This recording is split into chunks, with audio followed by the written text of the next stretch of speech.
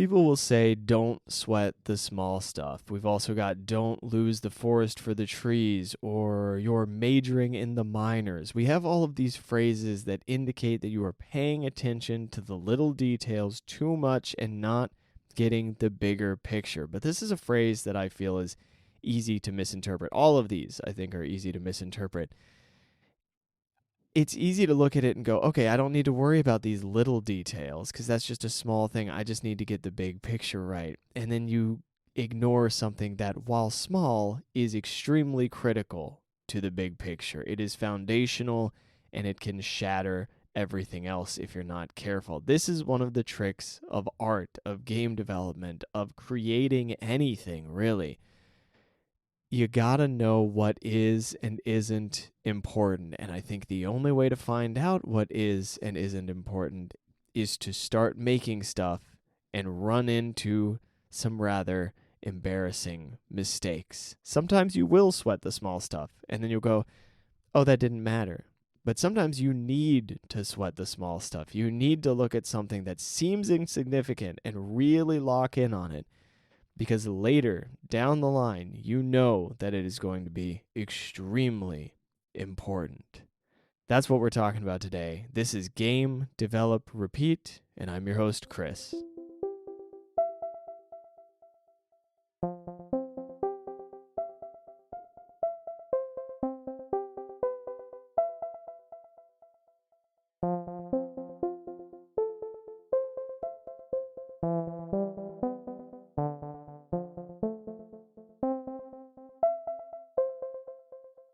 You know what inspired this episode? Two things. One that you're going to be able to relate to, one that maybe is not as relatable. We'll start with the relatable one. I've been playing the Final Fantasy VII Remake during my days off over Christmas.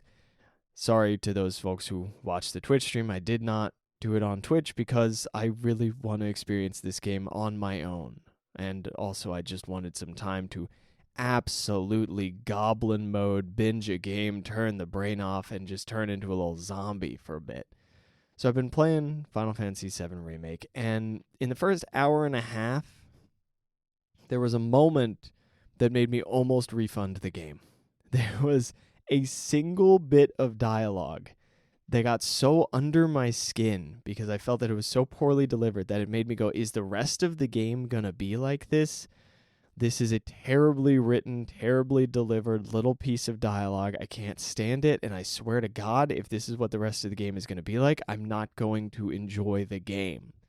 And that got me thinking. I was texting my buddy about this.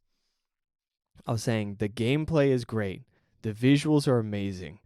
The soundtrack is gorgeous. I like the combat system. I like all of these things that it's got going on for it. And I went, the voice acting is okay.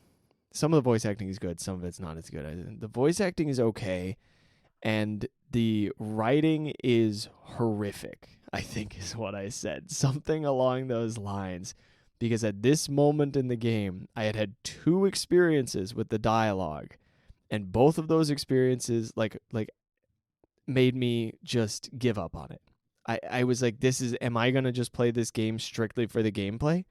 I had to go away from the game, think about it for like an hour and play some other stuff because I was in goblin mode, binging video games. And I was thinking about it, and my buddy was like, you should stick with it. I don't even remember that being a problem in the rest of the game. It'll be fine. Just stick with it. I'm like, okay, cool. I stuck with it. Rest of the game, good. There have been one or two lines where I go, Jesus, you really wanted to use that take?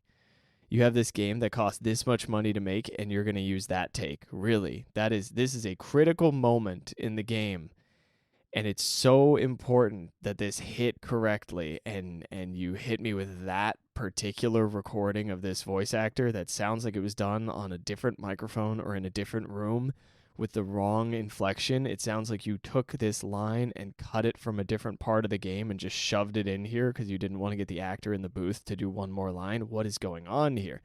There's a couple moments like that. And if it weren't for those moments, I would have absolutely no issues with this game at all. But early on, those moments were bad enough that I almost refunded it and the sequel that I got in a bundle deal. A single bad line delivery early in the game almost made me refund $70 worth of product. Because, and this is what I think matters here, it was at the beginning. It was making a first impression. And they really dropped the ball on that first impression as far as dialogue goes. And that is substantial. You can have little writing mistakes. You can have things that feel weird. You can have moments that are heavy foreshadowing. My buddy has claimed that this has to do with the tie-in to later on in the plot, and there's a reason that part was weird and whatever. You can have these moments that don't quite sit right, but if the first interaction between two major characters in the game does not sit right at all, that to me is a small detail that needs to be right. It is foundational. It is at the beginning of the game. It is creating the whole dynamic between these characters. It is setting in stone, in my mind, what they are going to be like. For those who want to know what interaction I'm particularly annoyed about, it is the first time that Cloud meets Aerith in Final Fantasy VII Remake. The first time that they meet, there's this whole interaction where she gives him a flower, and it's like, it seems like it's going to be kind of cute and flirty, and then Cloud just goes, "I'm involved with dangerous people." And I was like, what are you doing? What is this? What is this writing? Maybe I'm nitpicking, maybe it's nostalgia combined with everything, but this is what got me thinking. This is what got me thinking, why was that one detail so important to me? Because it doesn't actually matter. It's a single line, right? It's not that big of a deal. When you look at the grand scope of the game is fantastic. The game is very well done. There are a few things that feel like filler. There's a few things that kind of bother me. Like always, I like criticizing and being critical of things. I really do. I try not to be too negative on this podcast generally, but like my instinct is to criticize the ever-living crap out of everything that crosses my eyes as far as art goes, as far as games go. And then I make myself look at the positives and I go, oh, wait, no, I love this, and this. Why did that one moment make me want to stop playing the game? That moment could have happened 5 hours later, and I don't think it would have had the same impact. I think that's what matters here. If you're gonna fumble in your game, you better not do it in the first little bit. You better not have a bad first impression like that. I was thinking about it with a different game that I played, which was like a boba tea simulator. And when I started that game, I went, uh-oh. Oh, no. Oh, no. It's actually a good game. Stuck with it for a while. It's nice. But initially I went, oh, is this just some unfinished like demo thing that somebody threw out there? And like, because the opening is just not very polished and it seems like the gameplay is going to be extremely limited. I thought I had beaten the game in what was basically the tutorial. I was like, oh, they're adding more mechanics. It's getting a little more polished. Okay, cool, whatever. But that first impression was like the UI doesn't quite look right. It's giving me a little bit too much Flash game vibes. It's giving me the wrong impression. And it's setting the standard. It's telling me this is what this person believes is a high quality game. That first moment of the game, you open it up and you go, oh, this is what you think is a high quality game. Now, don't do the bait and switch, for the love of God, like Starfield did. I open up Starfield and I go, oh, I had really low expectations, but this is immediately compelling. The music is great. The visuals are exciting. The whole vibe is incredible. I got into it. I was like, okay, cool. I'm invested. And then within an hour, I was like, I hate this. This is awful. Not because they were missing these small details and these first impression things, but because it quickly became clear that it was a loading screen simulator. So there's that angle too. You can get, I guess that's a small detail that ruins the whole game for me, right? It's just so many loading screens. This is important. I know it seems like it's the most weird, nitpicky little thing, and maybe I'm being like a spoiled gamer here and going, oh, it has too many loading screens, bad game. Oh, has bad dialogue, bad game. Oh, voice acting's not absolute top of the line, top tier, bad game. No, that's not what I mean. If you're gonna have voice acting, you're taking a giant risk, because your voice acting either has to be very funny to the point where people like how bad it is, or it has to be incredible because there's an extremely high standard for voice acting just built into the human ear, right? You, as a human, have spoken to a lot of people, and you can tell when someone's being insincere. You can tell when someone's hamming it up. You can tell. You just feel it. You know when somebody's being full of it. It clicks right into your brain. So if you're going to do voice acting, it better be good, like really good. I have very strong opinions on that one, which a lot of people disagree with. Maybe I'm particularly tuned to this or something. I don't think that I am. But that one's one for me, for sure. That can make or break a game so quickly for no good reason, too. Like, you don't have to have voice acting. But I've gone on about this enough already. These little details that matter, that you don't think matter. Oh, it's just loading screens. No, people hate loading screens, especially if you're going through them again and again and again and again.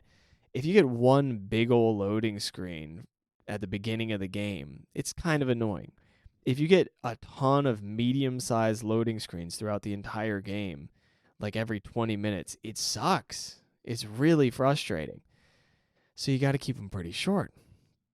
You got to make sure that that's not getting in the way of the player's experience. If your UI sucks, if your control scheme sucks, if any of these little details sucks, if the visual impact of the opening title screen is confusing in any way, if you go into the game and you go, I'm not sure how to start the game, that's a bad thing. That's enough to make someone refund a game sometimes, because you look at it and you go, oh, this game isn't going to communicate well to me, and I need a game to communicate very clearly so that I understand what I'm doing. Another one is endless text boxes early on in the game.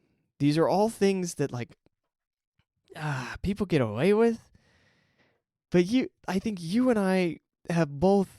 All of us have had this experience of playing a game and going, God, I just wish this wasn't so annoying. This stupid little detail is bothering me so much. And, like, there's a line for that. And I do feel that one of the issues that we can run into as indie devs is not having a high enough bar for that kind of sensation. That thing that's like, oh, it's just a little detail. But it's not a little detail. It's the entire polish of the game. Right?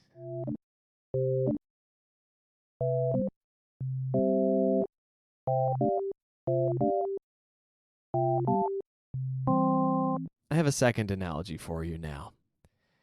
So as game developers, the polish is where a lot of the work is.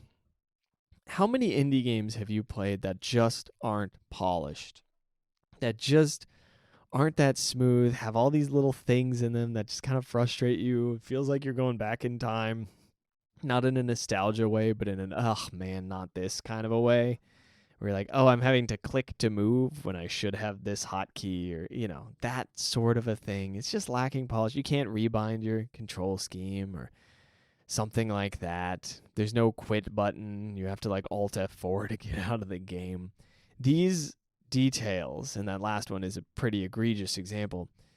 It's easy as an indie dev to be like, oh, well, I don't need to put this thing in there because that's so like over the, like, I don't need to put in the time to get these little polished things. What I need to do is just make a good game. I just got to make a game, and it doesn't need to be polished. Okay. So in the job that I'm working right now, I'm working as an electrician, by which I mean I am a grunt, like low-level guy in a construction site that will eventually learn some stuff about electricity. But right now my responsibilities involve cutting a little bit of pipe, cleaning up some trash, and going up and putting some nuts and bolts on things. You know, I'm just like, I'm doing some simple work. What I need to know is righty-tighty, lefty-loosey, and I need to do a clean cut. But one thing is we're cutting this conduit, which is stuff that wiring goes inside of. So you're cutting these tubes, you cut them, and then you need to file them down. And it has been expressed to me that it is very important to file down the conduit. And it looks like one of those details that you go, whatever. You just got to file down. Okay, fine, whatever. You file it down so that nobody gets their glove caught on it or cuts their hand on it or whatever. So there's no little bits of metal sticking out.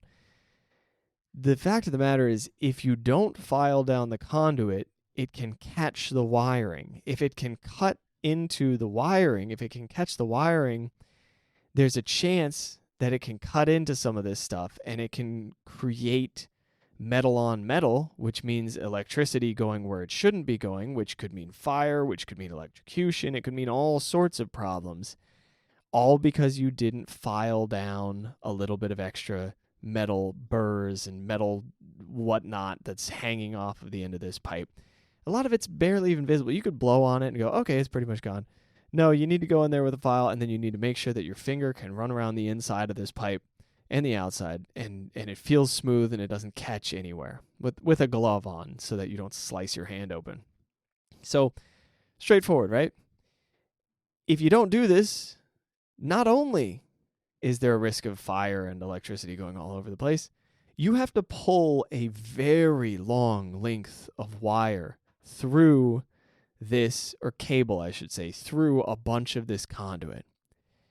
If there's any extra friction in there that doesn't need to be there, it makes that job way harder. And this is something where you can have like a team of like 5 people just like taking off all of their extra layers in a 15-degree building and just pulling, 15-degree Fahrenheit building, and just yanking on this cable to pull it through like hundreds of feet of conduit. So if you're adding friction to that equation, now you've got a huge problem. Why does this tie into game development? Because if your UI has friction in it, you've got a huge problem. Because your player is interacting with that friction every second of the game. If not every second, every couple minutes.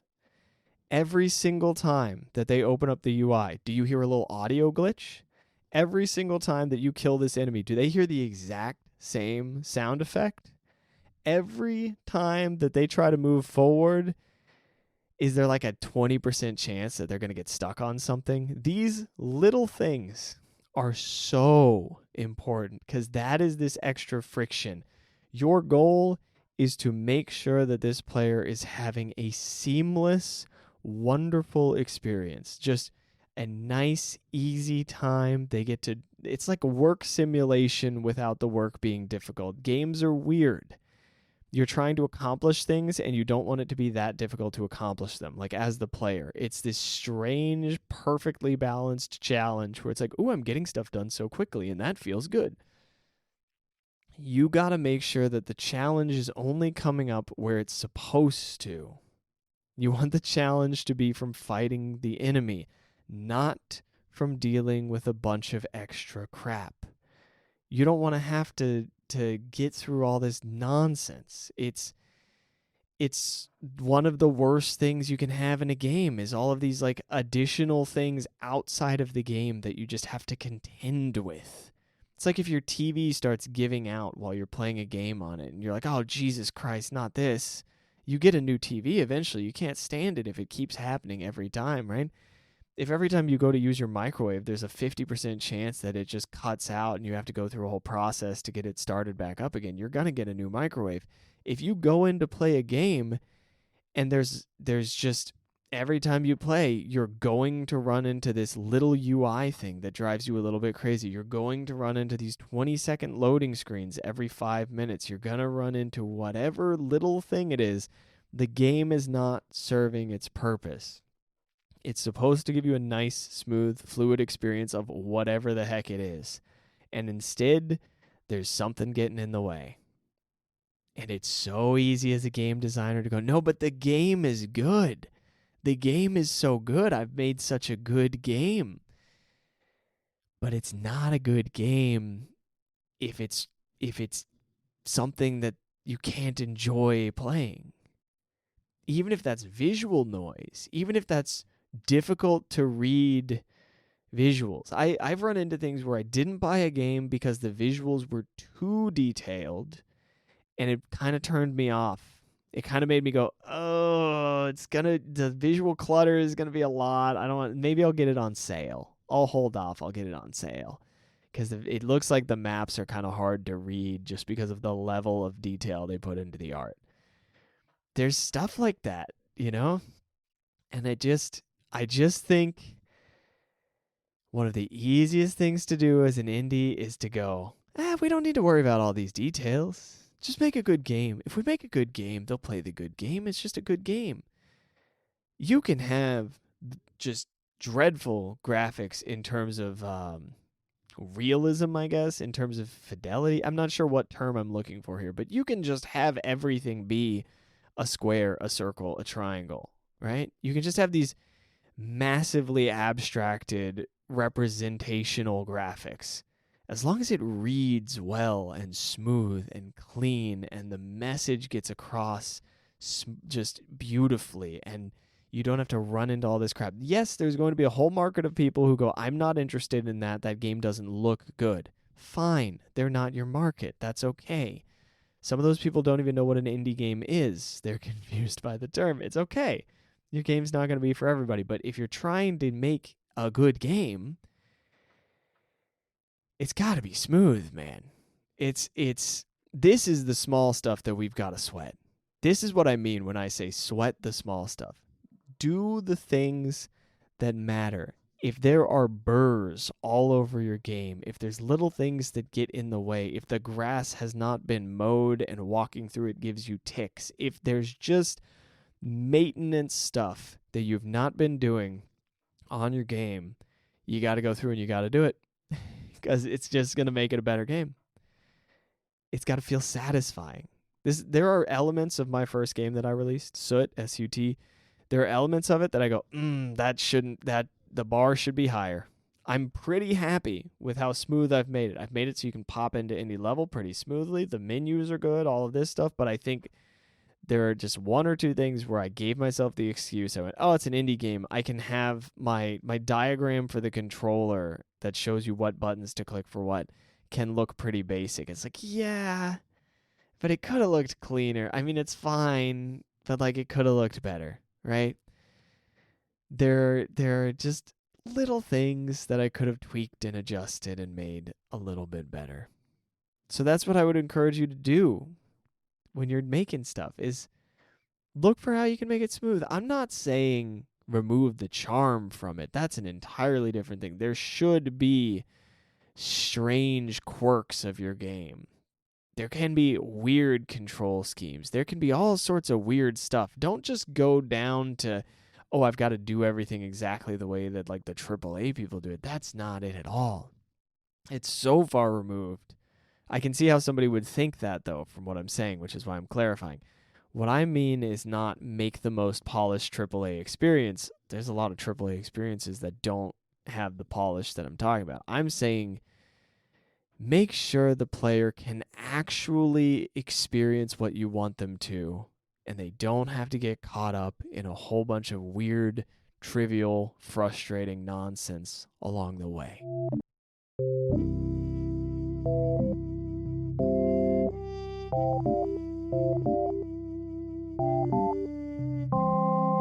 That's everything I've got for you this week. Happy New Year coming up here. Merry Christmas. Happy holidays. All that good stuff. What question do I have for you? I'm going off the top of the dome on this one. I'm coming up with a question right now. Here's one for you. What tiny details make the game for you? I've just focused on the whole negative side of things, but what are the small details that you go, oh my God, this game is so good? Has there been something where you go, I wasn't looking for that, I didn't expect that, it wasn't part of making the game smoother for me or anything, but this tiny detail that they added just blew me out of the park? That is not the phrase. Blew my mind. They knocked it out of the park. And it's such a good little detail. What is that for you? Is there anything like that for you? I feel like for me, that was in Morrowind. There's a little dagger hidden away in a trunk in the very beginning of the game, just like tucked away in a little hollow tree trunk. And I was like, oh my God, little Easter egg like that. As a kid, I was like, that's amazing. They put that there. They didn't even know that I would look there. Oh my God. But they designed it, they like put it somewhere so that you're kind of, you'll notice maybe. God, I love that kind of thing. Little Easter eggs. Yeah, but what is it that makes a game for you on the micro scale? What are the little details that make you go, God, I love this game? That's everything I've got for you this week. I will see you in the next one. Until then, get out there, make some stuff, and have fun with it. Bye-bye.